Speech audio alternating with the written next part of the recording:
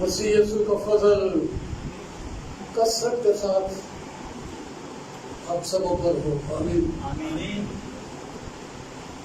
Bible آپ روز پڑھتے ہیں.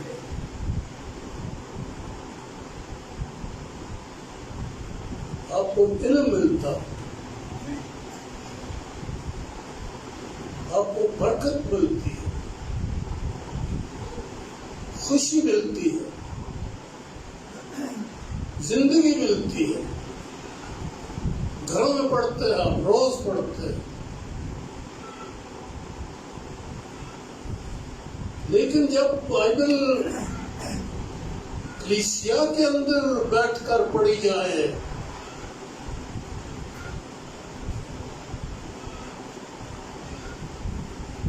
اس کی بات ہی کچھ اور ہے.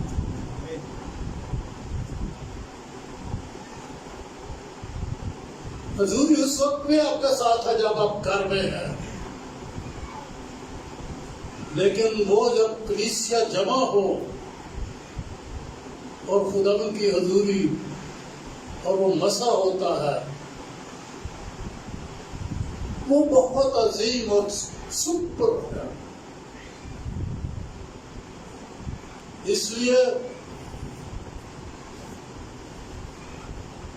میں یہ گزارش کروں گا جمع ہونے سے باز نہ آئے. یہ سوچ کے کہ گھر میں دعا کر لی ہے ہم نے، بائبل پڑھ لی ہے ہم نے، گیت گا لیے ہیں ہم نے، سب ٹھیک ہوا ہے، لیکن مسا آپ کو وہ رفاقت ہی نہیں ملے گا جب کلیسیا میں بیٹھ کر آپ دعا کریں گے، گیت گائیں گے، کلام پڑھیں گے، کلام سنیں گے.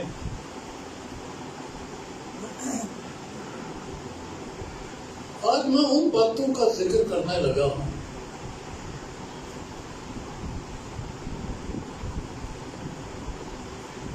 جو پہلے دن سے انسان کے ساتھ بدرو کے طور پر لگ گئی اور آج تک بہتوں کو اس بدرو میں جکڑا ہوا ہے.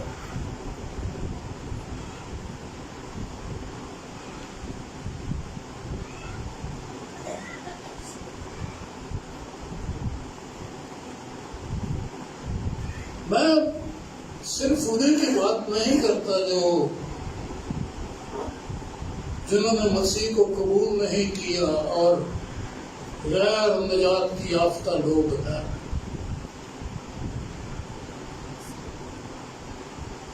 بلکہ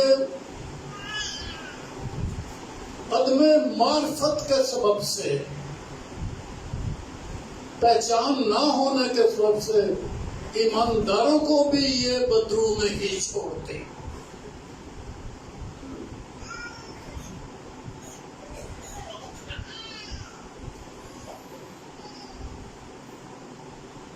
میں ہوں یا آپ ہوں، کسی وقت بھی اس کا اٹیک ہو جاتا ہے.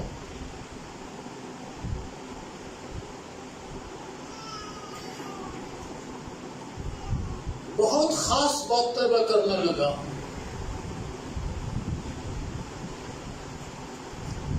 عام باتیں تو آپ روز پڑھتے سنتے ہیں، بے شمار پیغام ہیں جو روز آپ میڈیا کے اوپر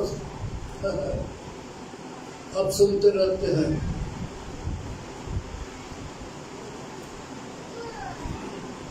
میں اس کے لیے پڑھنے لگا ہوں ایک حوالہ.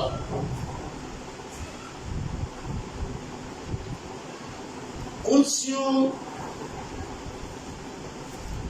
پہلا باب ہے، 18ویں آیت سے پڑھنے لگا. وہی ابتدا ہے اور مردوں میں سے جی اٹھنے والوں میں پیدا تھا، تاکہ سب باتوں میں اس کا درجہ، اس کا اول درجہ ہو.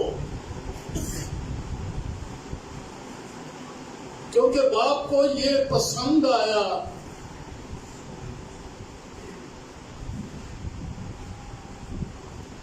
باپ کو یہ پسند آیا کہ ساری معموری، پتہ نہیں ہمیں کتنی معموری کا علم ہے، کتنی معموری جانتے ہیں، پر جو لفظ یہاں پر لکھے ہیں وہ یہ ہیں، ساری معموری اسی میں سکونت کرے.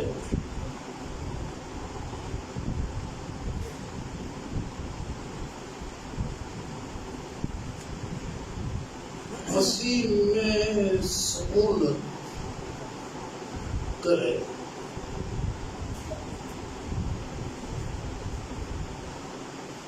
ساری الوہیت اس میں مجسم ہوئی.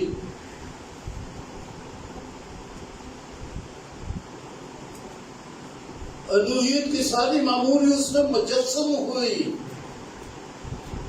مطلب یہ کہ جب وہ جسم میں آیا تو ساری معموری اس میں سکونت کرتی تھی. یہ باپ کو پسند آیا، اسی میں سکونت کرے. جس یسوع کے بارے میں آپ پڑھتے ہیں، سنتے ہیں، خوشخبری آپ کو دی گئی،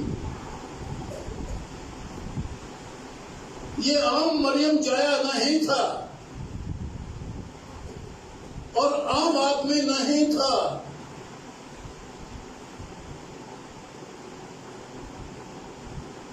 وہ جو مجسم ہوا یسوع مسیح، ساری معموریاں اس کے اندر مجسم ہوئی. جسم میں آ گئی معموریاں، مجسم ہوئی. جسم میں آ گئی، مجسم سے یہ مراد ہے تجسم سے، اس میں رہتی تھی. یہ باپ کو پسند آیا. آپ کا تعلق کسی عام شخصیت سے نہیں، یہ خاص ہے. ابھی گا رہے تھے کہ تجھ سا کوئی نہیں. وہی اول ہے، وہی اول ہے.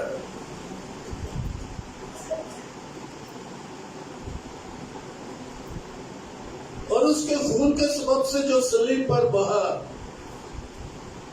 صلح کر کے سب چیزوں کا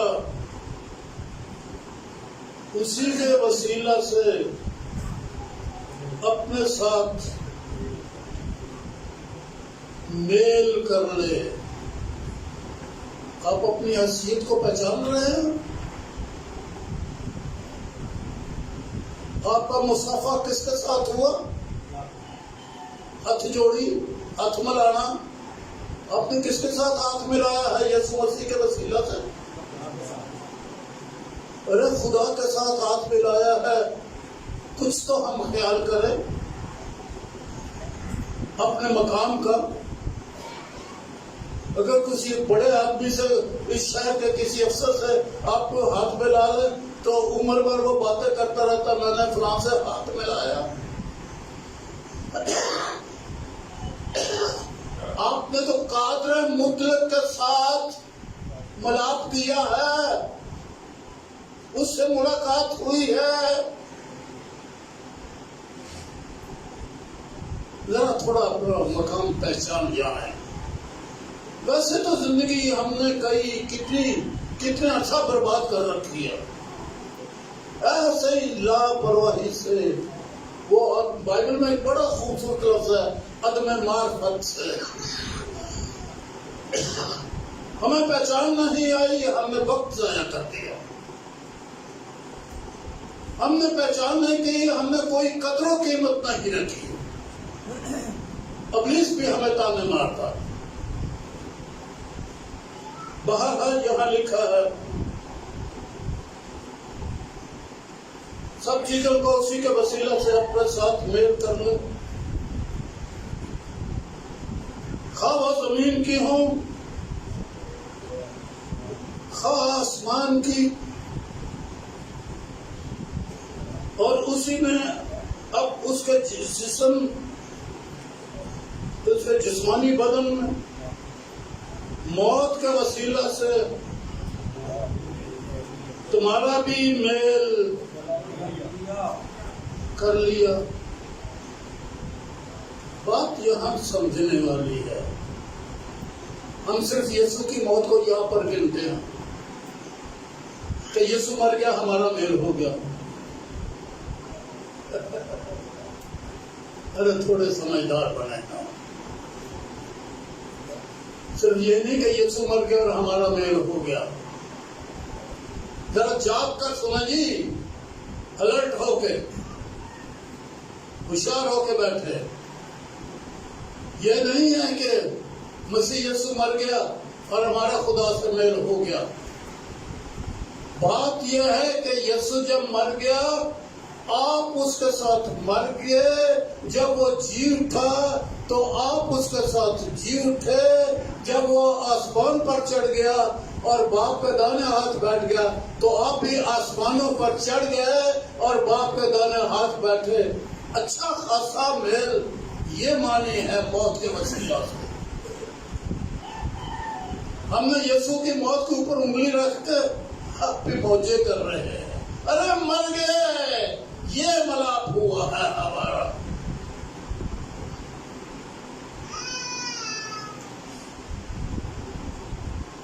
ہمارا بھی میل کر لیا، جو پہلے خارش اور برے کاموں کے سبب سے دل سے دشمن تھے۔ یہ انسان کی حالت ہوتی ہے، ہماری بھی تھی، تاکہ وہ تم کو مقدس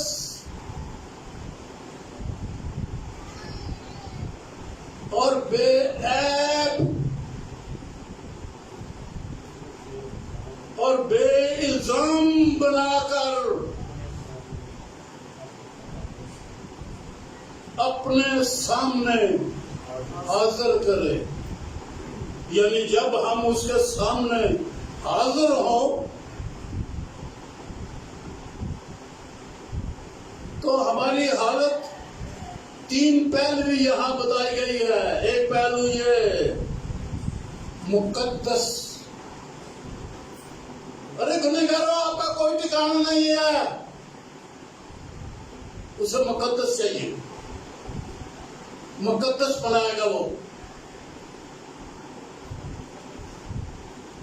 مقدس بنائے گا وہ۔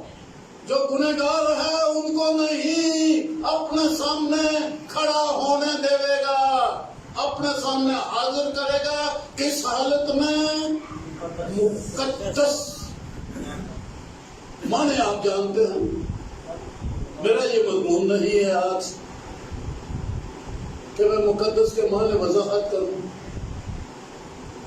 مقدس کا لفظ آپ سمجھتے ہیں، تم کو مقدس اور بے عیب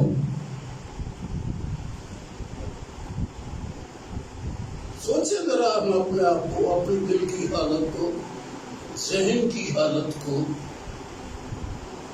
دل کی حالت، ذہن کی حالت ہم اس وقت غور کریں۔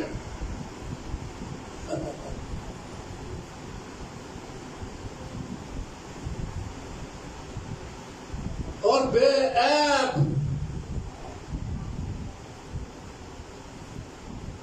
اور یہ لفظ آپ پڑھیے، یہ میرا مضمون ہے۔ بے الزام، مقدس کو آپ اچھی طرح سمجھتے ہیں، پاک کے معنی میں لے لو، سادہ سا معنی ہے، اور ہم مقدس ہیں، ہمیں کوئی اعتراض نہیں، ہمیں خوشی ملی ہے کہ ہم مقدس ہیں، شادمان ہیں کہ ہم مقدس ہیں، شکر گزار ہیں. میں روز صبح اٹھ کے دعا کرتا ہوں، خدا نے مقدس ٹھہرایا ہے، بنایا ہے، آپ بھی کرتے ہیں. تبھی تو خدا کے سامنے جاتے ہیں. بے عیب ہیں، آپ میں کوئی گناہ نہیں کرتے. جی نہیں مانتا کہ کوئی گناہ کرے. بات سے شوقیہ کرتے ہیں، ان کی دلچسپی ہے، یہ ان کے لوگوں کی نیچر ہے، یہ ان کی فطرت ہے. بڑے بڑے جھوٹ بولتے ہیں، بڑے بڑے گالی دیتے ہیں، بڑے بڑے کچھ اور کرتے ہیں. بعض لوگ تو ہیں ایسے، لیکن یہ مقدسوں کی بات ہے، ان کے بارے میں بے عیب. یہ بھی میرا سبجیکٹ نہیں ہے. اور بے الزام، اس کے اوپر میں کچھ کہنا چاہتا ہوں. الزام کیا چیز ہے؟ چلو ایک دوسرے پر بھی تو الزام دیتے ہیں. ایک تو وہ الزام ہے نا جو ہم ایک دوسرے پر الزام دیتے ہیں. باقی گھر میں یہی ہوا جب خدا کے سامنے حاضر ہو گئے، ہوا بھی ہو گئے، آدم بھی ہو گیا، ہوا بھی ہو گئی، شیطان بھی حاضر ہو گیا. وہ ایک دوسرے پر الزام لگانے لگے. آدم سے پوچھا تو اس نے الزام اس پر اور ہوا پر دے دیا. ہوا سے پوچھا تو اس نے الزام شیطان پر دے دیا. تو یہ ایک طریقہ ہے، ایک دوسرے پر الزام دیتے ہیں. پر یہ مقدس کی حالت نہیں. الزام دینا ایک دوسرے کے اوپر یہ ایک خرابی ہے. یہ ایک خرابی ہے جو گناہ کرنے کے بعد آدم اور ہوا کے اندر آئی اور یوں ہمارے اندر اب اور چلتی چلی جاتی ہے.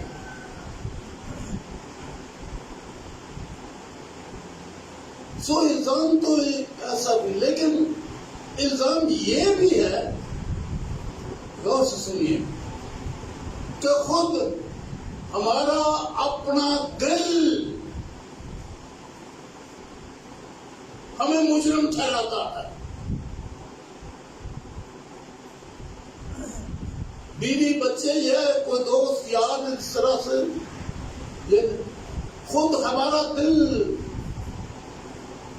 ہمیں الزام ٹھہراتا، مجرم ٹھہراتا ہے.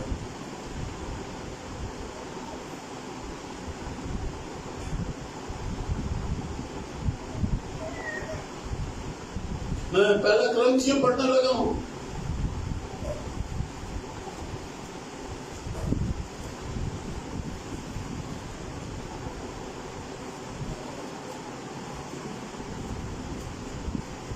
چوتھی آیت سے پہلا بات، میں تمہارے بارے میں خدا کے اس فضل کے باعث جو مسیح یسوع میں تم پر ہوا، ہمیشہ اپنے خدا کا شکر کرتا ہوں کہ تم اس میں ہو کر سب چیزوں میں کلام اور علم کے ہر طرح کی دولت سے دولت مند ہو گئے، بشرطے کہ مسیح کی گواہی تم نے کام ہوئی، یہاں تک کہ تم کسی نعمت سے کم نہیں اور ہمارے خدا یسوع مسیح کے خدا کے منتظر ہو، جو تم کو آخر تک قائم رکھے گا، تاکہ تم ہمارے خداوند یسوع مسیح کے دن خداوند یسوع مسیح کے دن، کیا مانا ہے اس کا؟ یہ جو کل آنے والا ہے دن، جس کے لیے تیار ہو رہے ہیں ہم، آمدے ثانی، یہ مصیبتوں کا دن، یہ جنگوں کا دن، یہ بیماریوں کا دن. روزے عظیم ہے نا، جب سورج تاریخ چاند لال، یہ وہ دن ہے جب فوجی سردار کہیں گے کہ ہمیں اس برا کے غضب سے بچا لو. آنے والا دن ہے یہ.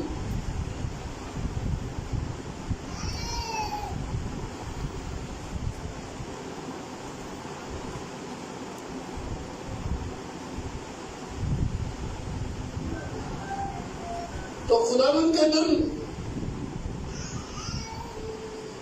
بے الزام اس وقت ہماری حالت کیا کوئی ایک مسلسل دباؤ.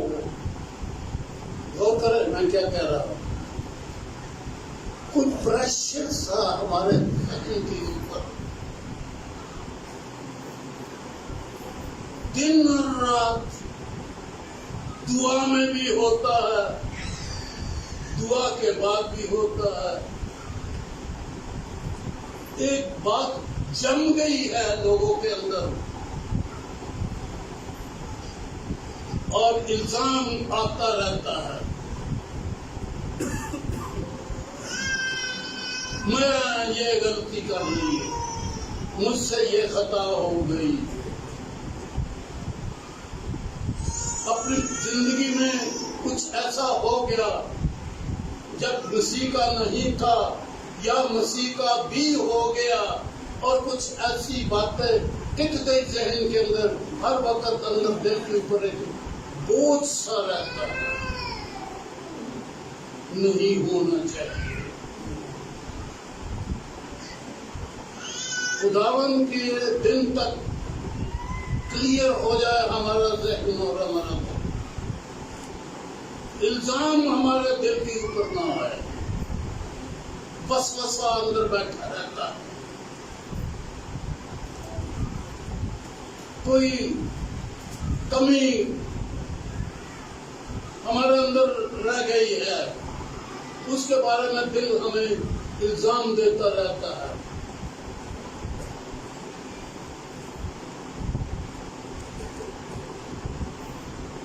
ہم اسے گناہ کہتے نہیں، ہم اس سے گھبراتے ہیں کیونکہ خیال ہے نا، کچھ کہہ تو نہیں رہے، کچھ کر تو نہیں رہے. یہ ایک سوچ ہے، صرف دل کے اوپر دباؤ ہے. کوئی عمل تو نہیں کرتا برا، اس لیے ہم اسے گناہ نہیں سمجھتے. ایک غم، مسلسل غم ہماری زندگی کے اندر بیٹھا رہتا ہے. ایماندار ہیں، بڑے بیگانہ زبانیں بولتے ہیں، بڑے دعا گو ہے، لیکن ایک غم ہمیں دبائے رکھتا ہے. یہ کیا چیز ہے؟ اس کو پہچانو نا. کچھ کی کرتے تو نہیں، برا کام تو کوئی نہیں کر رہے، ایک خیال ہے بس. اس لیے اپنے آپ کو مجرم بھی نہیں ٹھہراتے، پر ایک دباؤ کے اندر رہتے ہیں. یہ ایک مصیبت ہے ہر آدمی کے اندر لگی. اگر باتوں کے اندر نہیں تو خدا باپ کا بہت شکر ہو ایسوں کے لیے. آپ مقدس ہیں، آپ بے عیب ہیں، لیکن دل کے اوپر جو غم لے کے بیٹھے ہوئے ہیں، یہ الزام بھی تو دور ہو جائے. دل کا غم نہیں جاتا، دباؤ ہے ہمارے اوپر، ختم نہیں ہوتا. ذہن ہمیں اداس رکھتا ہے، ایک اداسی چھائی رہتی ہے.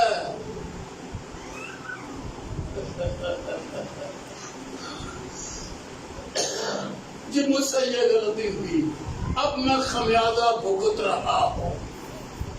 میں نے جی یہ غلطی کی، اس کی سزا مجھے مل رہی ہے. یہ الزام ہے اندر، میں غریب ہوں، ایک الزام دل میں بیٹھا رہتا ہے، میں نے اپنی تعلیم مکمل نہیں کی، میں نے یہ کام کیا وہ کیا، ایک الزام ہے دل کی پر، تم نے غلطی کی تھی، تم نے غلطی کی تھی، اس کا نتیجہ تجھے مل رہا ہے۔ کیوں جی یہ دل کی حالت ہوتی ہے؟ میں نے ایک نازک پوائنٹ کو ٹچ کیا ہے جس پر کبھی دنیا دھیان نہیں دیتی اور روحانی ہے۔ خدا کی حضوری میں جانے کے لیے ایسی روحانیت نہیں چاہیے جو غموں سے بھری ہوئی ہے، ایسی روحانیت جو غم سے بھری ہوئی ہے۔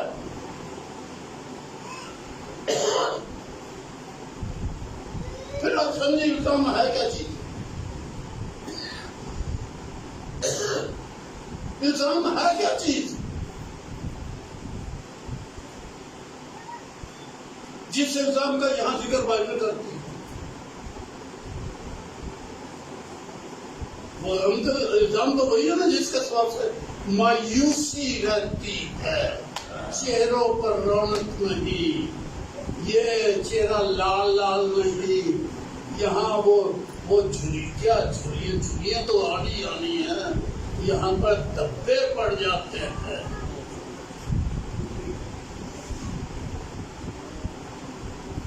چمک نہیں رہتی چہرے کے اوپر، آنکھوں میں مسکراہٹ نہیں، اداسی، ایماندار اداس۔ ارے یہ کیا چیز ہے؟ یہی تو الزام ہے آپ کے دل کے اوپر، کسی نہ کسی طرح کا، کہیں نہ کہیں سے، کسی نہ کسی رخ سے۔ اسے 3 چیزیں درکار ہیں اور یہ 3 چیزیں کر کے اپنے سامنے کھڑا کرتا ہے۔ میں نے پڑھا تھا، پھر پڑھ رہا ہوں، لکھا ہے تاکہ وہ تم کو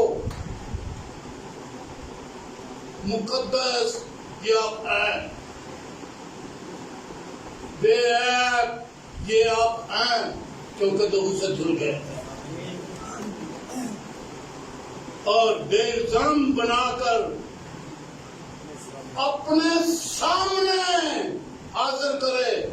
کس حالت میں جاؤ گے؟ مقدس ہو، بے عیب ہو، بے الزام بھی ہو، اندر سے کوئی غم تو نہیں جو ہمیں دبائے رکھتا ہے۔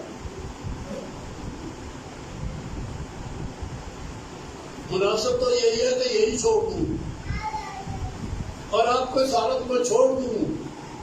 سوچو پورا ہفتہ سوچو، زندگی بھر سوچو کہ کیا بنا ہوا ہوگا الو، ہر وقت اداس رہتا۔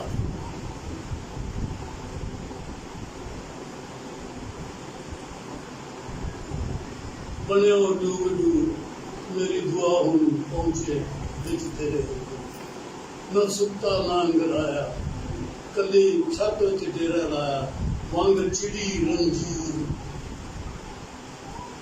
رنجیدہ رنگی ہر وقت غم۔ بیوی پوچھتی ہے کی یار، بندہ بیوی کو پوچھتا تینوں ہے کی ہے، اور کہتی تینوں پتہ ہی ہے نا مینوں کی ہے، دسنا پھر بھی کوئی نہیں۔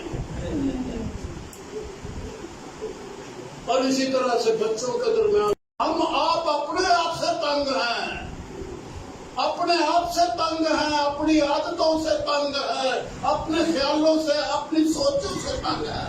یہ ہے آمد کی تیاری، یہ آمد کی تیاری ہے کہ اپنے آپ ہی سے تنگ ان کے نیچے رہے۔ مٹ گیا یہ بھی ہوئی تھی، یہ دکھ ہوا، یہ ساری چیزیں ختم ہو چکی ہیں۔ کیونکہ کیا پانی سے دھلوا کر خدا کے پاس چلے، خون اور یہ تو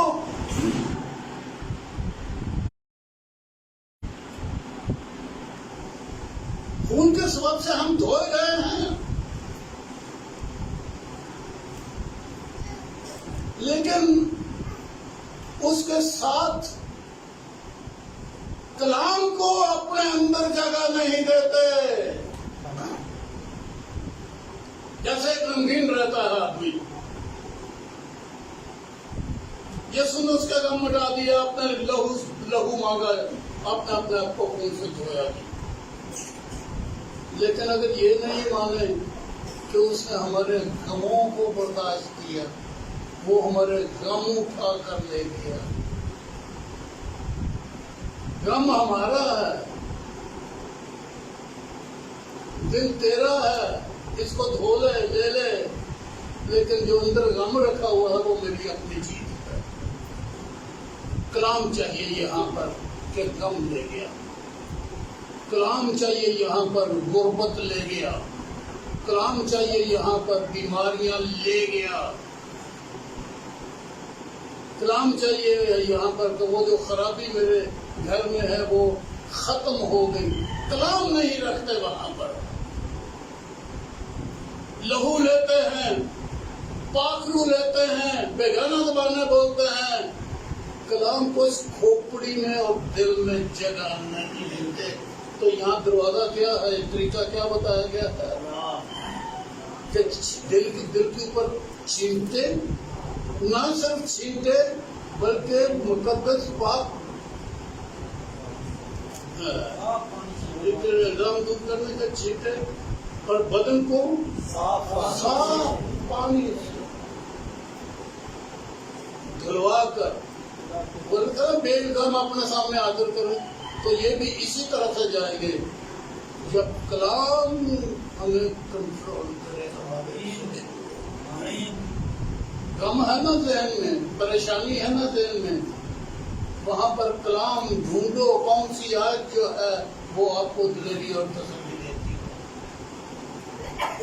کلام کو چھوڑ دیتے ہیں ہم، لہو کو لے لیا، پاکرو لے لیا، بیگانہ لے لی، خدمت لے لی، سب نعمتیں پیچھے پڑا نا، نعمتیں ہماری سب نعمتیں اس نے ہم کو دی ہے، لیکن الزام، ارے یہ ایک ایسی بدرو میں نے اس کے لیے لفظ استعمال کیا ہے. باغ عدن سے انسانی زندگی میں بیٹھی ہے، کچھ نہیں، صرف آپ کو پریشان رکھنا، صرف آپ کو پریشانی کی روح ہے یہ. تو اس کے لیے آپ لہو کو روز استعمال کرتے ہیں. کلام پر ایمان لانا، کلام رکھو وہاں پر. سو جس نے اپنی زندگی میں کلام نہیں رکھا وہ یقیناً الزام کے اندر دبا رہے گا اور خداوند کی آمد کی ہوتی ہے. کیونکہ خدا نے شیطان کا الزام لگاتا وہ تو اس کو ختم کر دیا. یہ تو ہمارا اپنا ہی دل اور ہمارے اندر بیٹھی ہی ہے روح، چھوٹی سی روح جو آپ کو پریشان رکھتی کہ تو نے کیتا ایسے بکوں کا بچہ تینوں اس واسطے برکت نہیں ملتی، اے ہی گلی، اے او گالی تا واسطے تیریاں برکتاں گئیاں نہیں، اے او گالی، اے او گل کے لیے خدا کا کلام اپنے دل میں رکھو کہ خدا مندو اے او گل بھی لے گیا خدا کا